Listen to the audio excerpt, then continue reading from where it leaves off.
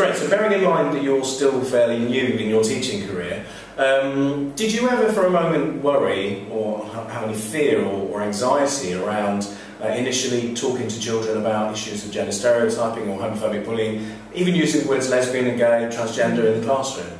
No, I wasn't. I was not ever scared to bring up the topic in my class. I wasn't sure what reactions I would get, but I wasn't really scared about the reactions either, and I always knew that there are ways to overcome if there's a negative sort of reaction in the classroom. And that's mainly because, A, the school equipped me really well, the staff members have been so supportive, we've spoken about it openly and how we would tackle it in our classrooms. So you kind of just go, get ideas from other teachers who are probably more experienced, of course, than I am. Secondly, during my time at LSBU, during my PGCE, I found out that there's a statutory Equalities Act that all schools should know about and should address. And when I found that out during my PGCE and while I was doing my final year project, I actually spoke about it to the head teacher that I was doing my first the school that I was doing the first practice at.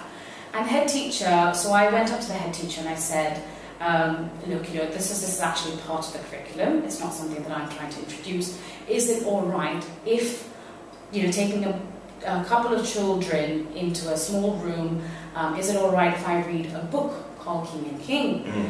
Now, the head teacher was absolutely gobsmacked and said, this is absolutely not acceptable and it's not possible, mainly because we are a school with lots of different ethnic backgrounds. Right. And we might get parents coming up and having an outrage about the topic of homophobia, not even homophobia, just lesbians and gays. Yeah.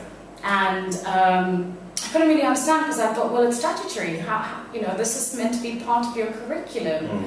Mm. It was just really shocking to me that although it's part of the curriculum, it's not something all schools do.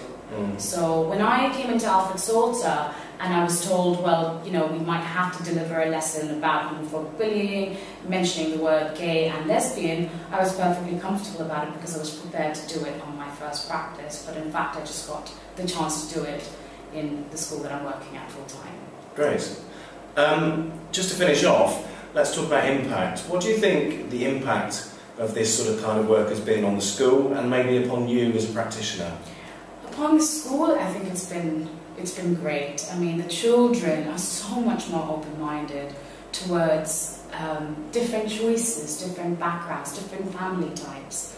And because teachers at the school, and obviously including the senior management team, are accepting towards all sorts of backgrounds and come from very different backgrounds, it almost models to them the ethos that we have within school. So, I mean, what's better than to have adults in this school who are all accepting and modelling what we believe in strongly. And so I think in terms of the children, they're very blessed to be able to think beyond, outside the box and beyond just the obvious.